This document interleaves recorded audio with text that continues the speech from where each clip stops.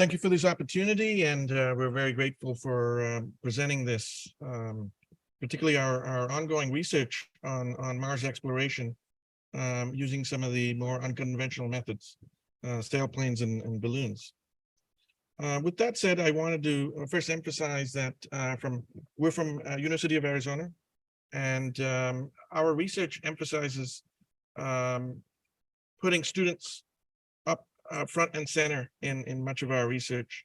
And so very much thankful for all of their contributions. University of Arizona has a rich, illustrious history in Mars exploration, as you know, with the leading of the Mars Phoenix mission, in which water ice was found, to the HiRISE camera, where we get all these great pictures using the Mars Reconnaissance Orbiter. And so ongoing work is going in definitely in the planetary science area, but in this particular presentation, we'll be talking about some of the technology advancements at U of A. And so with that, with sailplanes and balloons, the potential applications, of course, are for next generation robotic exploration, for supporting future human Mars exploration, of course, and setting up services that are going to have to sustain long-term habitation, exploration, and even economic development on Mars, including everything from weather stations to comms networks. And we see a role for these vehicles in all of them. With that said, aerobots in general could play a crucial role in all of these areas. But I'm going to first focus on sort of the science area. And with science, one of the areas that these unconventional vehicles can tackle is to get to some of the extreme environments and answer some of the emerging and puzzling questions that still remain. And of course, these are the cliffs, caves, skylights, and canyons. And with that said, we've launched a whole series of robotic missions to Mars, often in some of the flat plain regions.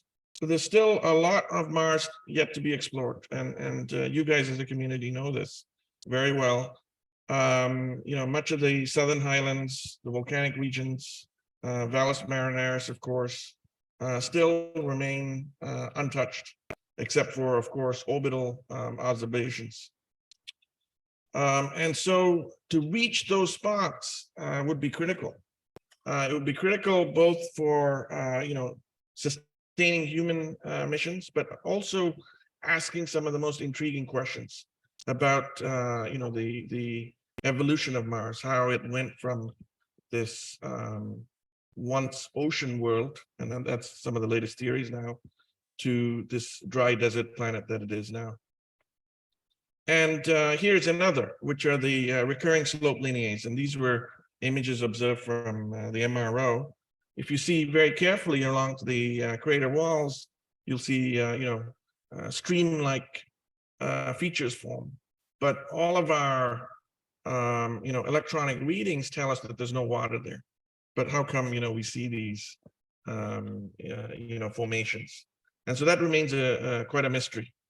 And that can be solved by getting close to these spots, getting to these spots when these, intriguing events occur. But short of that, we can't do that with current technology as it is. And these platforms offer that opportunity. Then, of course, search for past life.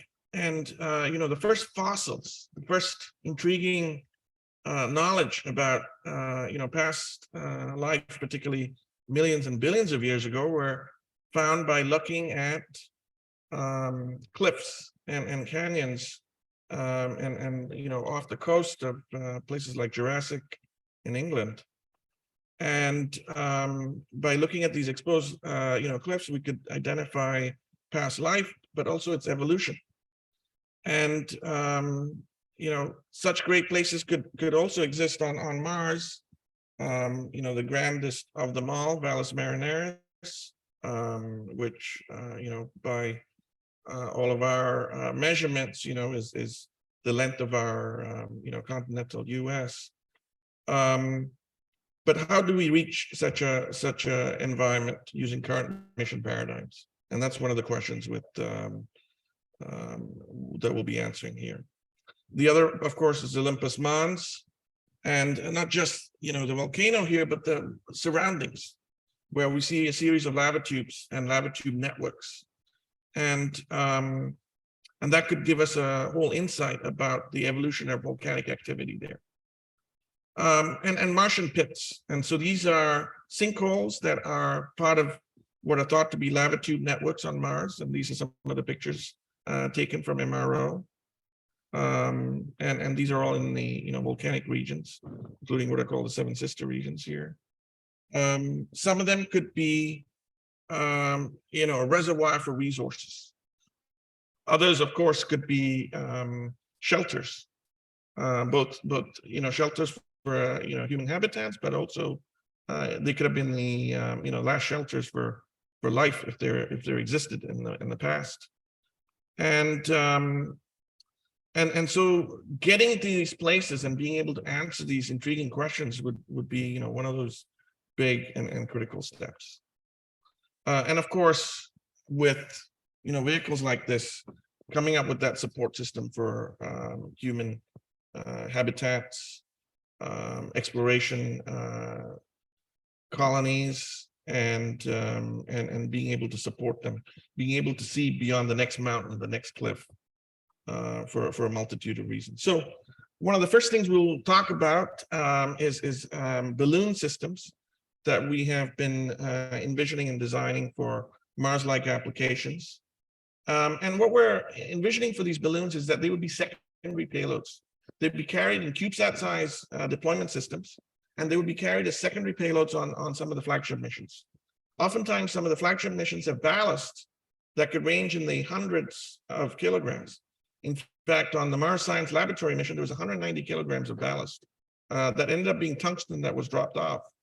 Some of that could be repurposed for all kinds of interesting secondary missions, just like this.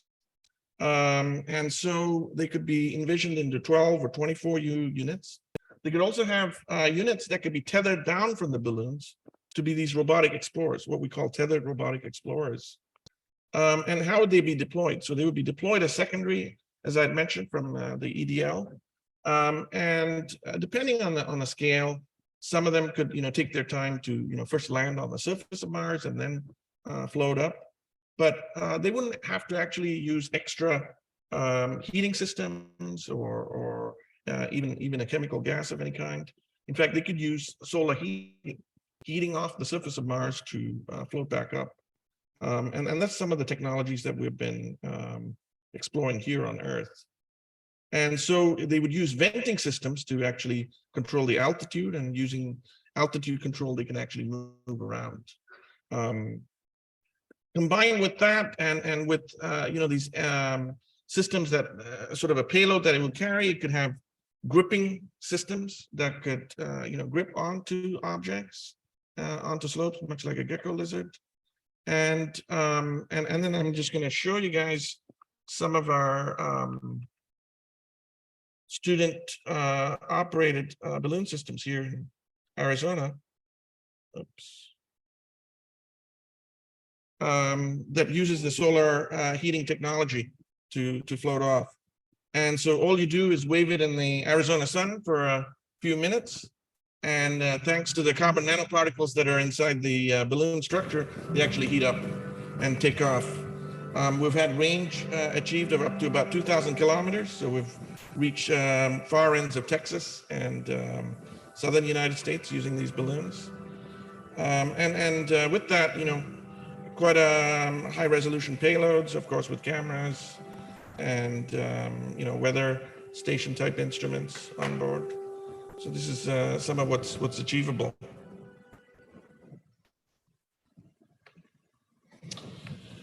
But we could do more, particularly by adding robotic instruments to their payloads. And so they could land on cliffs, they could land into skylights and be able to deploy secondary systems.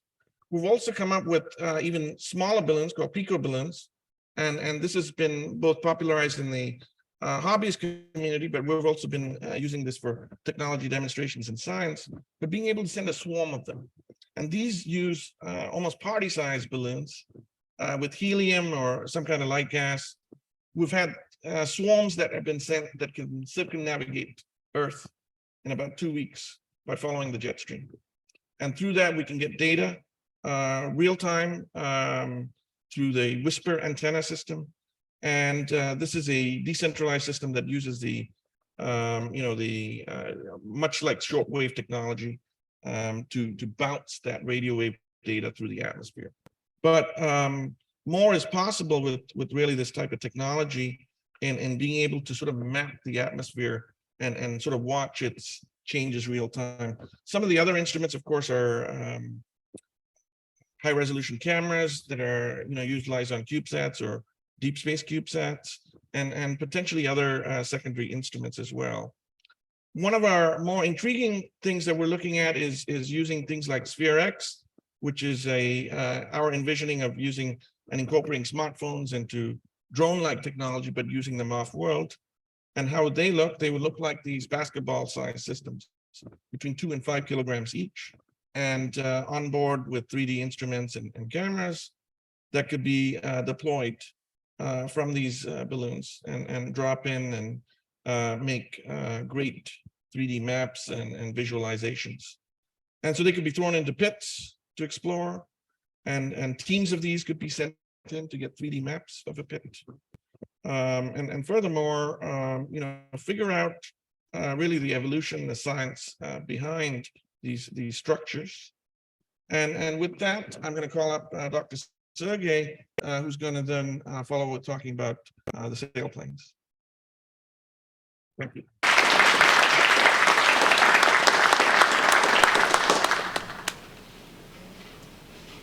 Good morning.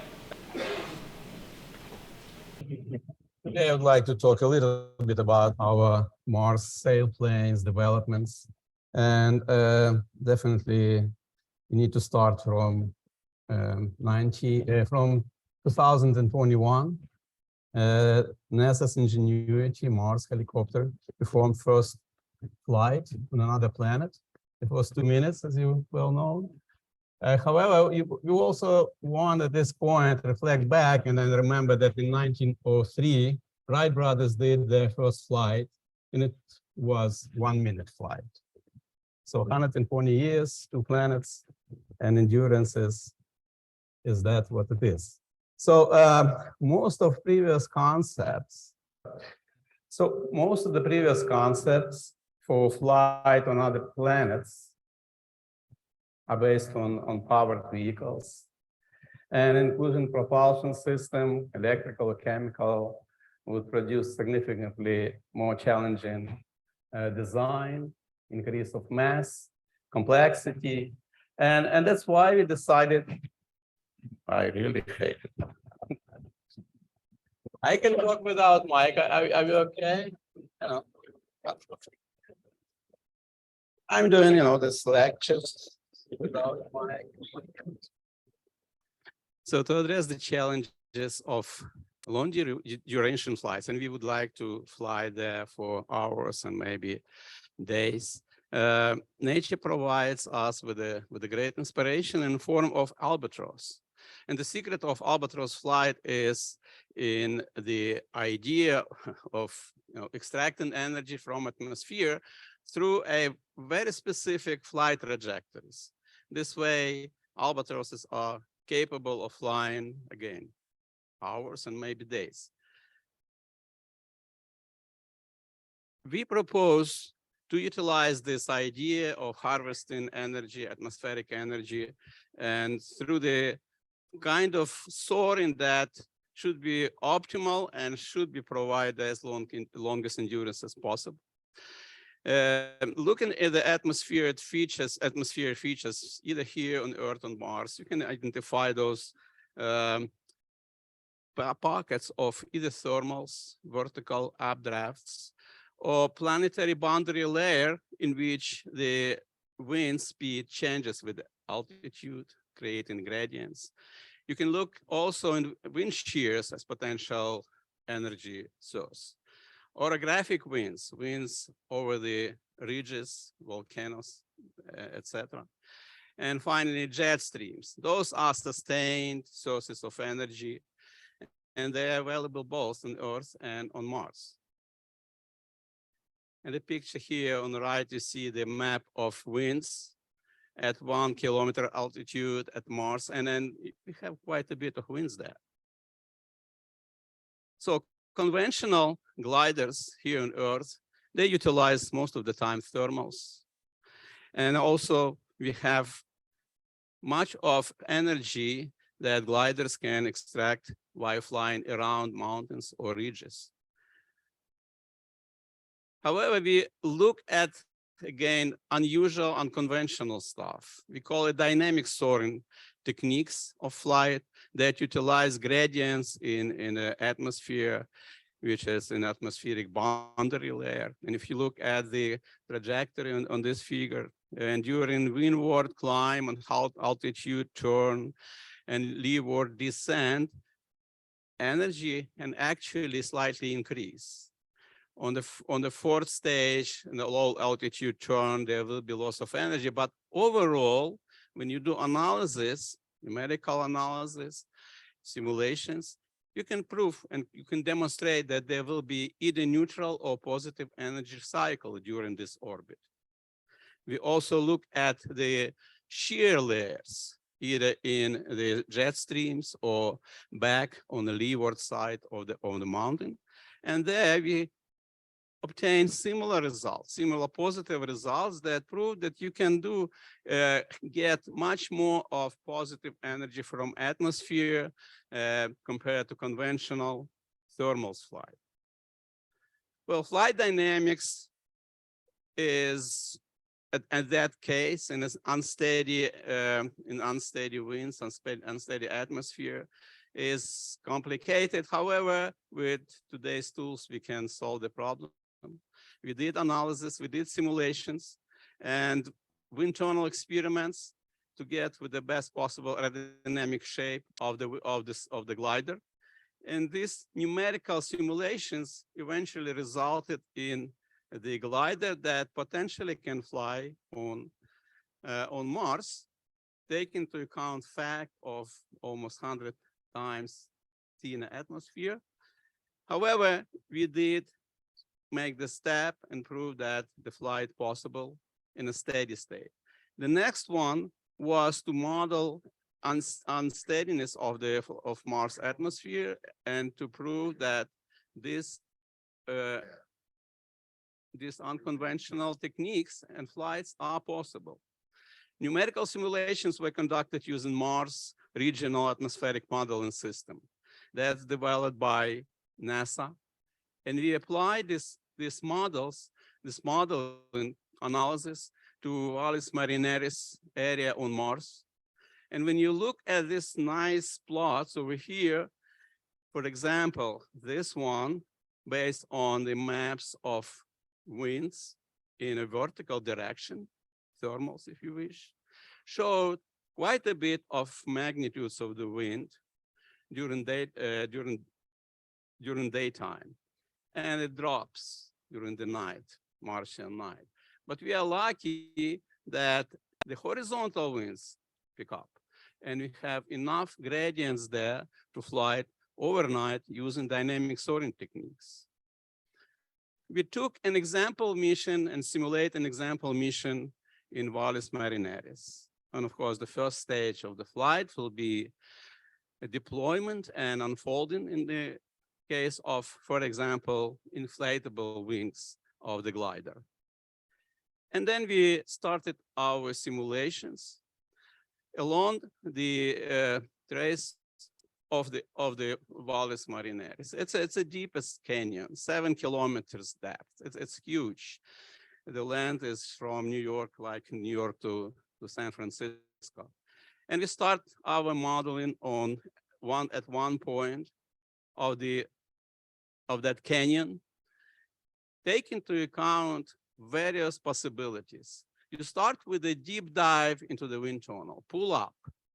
You may lose some energy. However, from the ridge of the above, you can get shear layers and windward winds and shear layers that we utilize to prove that, in fact, you can get energy back, fly over the ridge, dive again, and with this type of flight, you can fly up to 200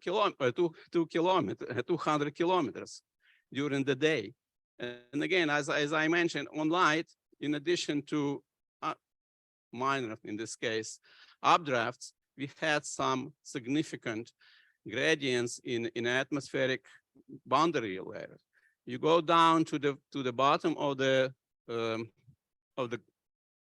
body and fly there utilizing wind gradients in planetary boundary layer. If you look at the results, we did prove and we demonstrated, show that slope soaring and advancing slope soaring was available for us up to 3 hours. Canyon diving for 4 hours, slope soaring another hour, and then gliding with the power on. We did kick on the motor from time to time, 5 hours, and finally dynamic soaring took 11 hours. So 24 hours, 40 minutes of flight can be achieved with this series of trajectories that we know how to do. Well, the next question, though, that was a proof on the paper, and we do know that may or may not be convenience for all people. And we try to do our next step to prove the concept by utilizing Earth experiments and to prove the possibility and feasibility of flying on Mars. Again, look at the Earth, you have the same set of unsteadiness in atmosphere, thermal, orographic winds, wind shear, planetary boundary layer, jet streams.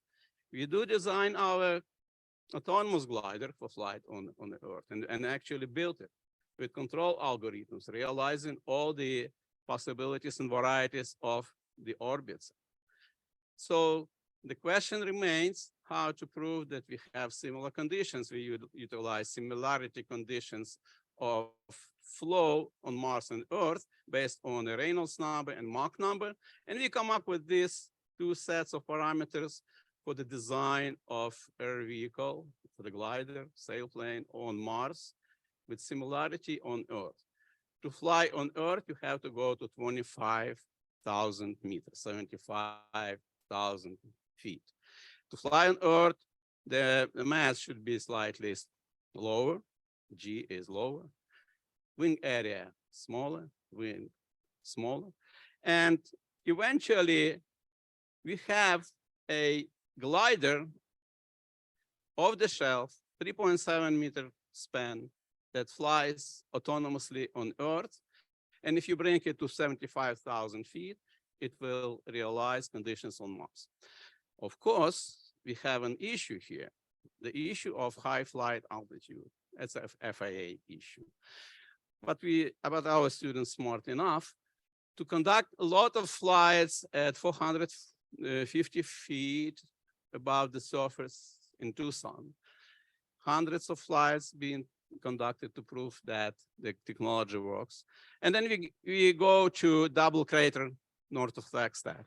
Here, at 8,000 feet, you still cannot fly, according to FAA, but you can fly 450 feet above a ridge of the volcano. And that's what we've done. We performed a lot of flights, and they were successful, and we collected data proving that technology works and autonomous flight in these conditions is possible. And another demonstration of that is short video.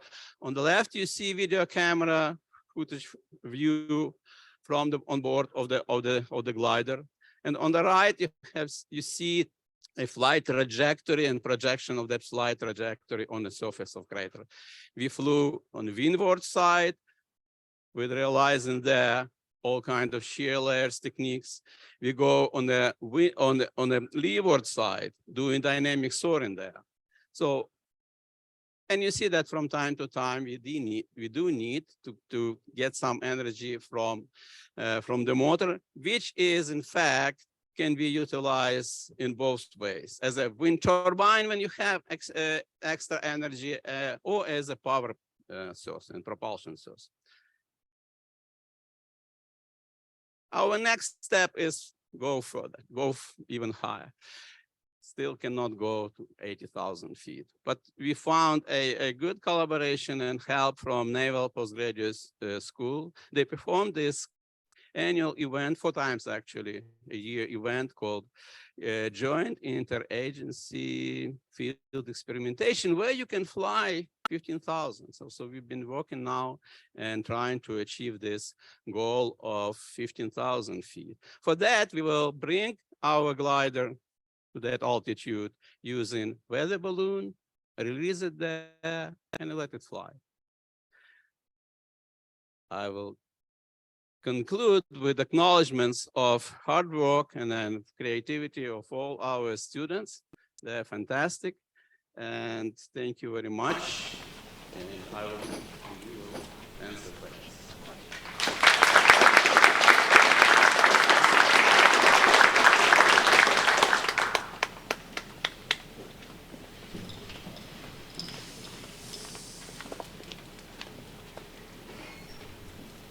Hey, have y'all given any thought to semi-rigid airships combined with motors?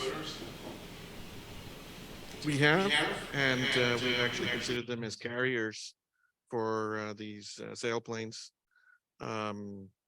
Though, given the size of our team and scope and resources, we haven't actually gone, deep dive into their designs, but they're definitely they're another viable option as well.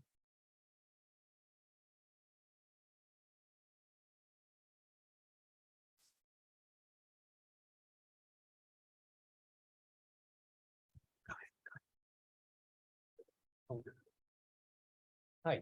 I love the idea of sailplanes, but you have an atmosphere on Mars equivalent to being, say, 123,000 feet here on Earth.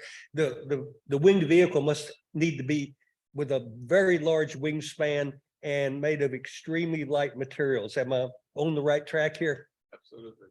Yes, you're right. But you also will fly it very fast. We will fly there at 70 meters per second, 210 feet per second, to take care about the density. Yeah.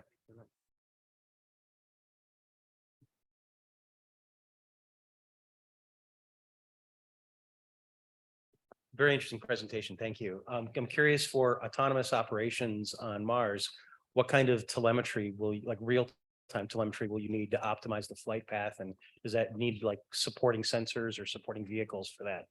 Well, but so far we've been working with a Pixhawk autopilot. So fully autonomous. The sensor suite includes GPS, which will not work there.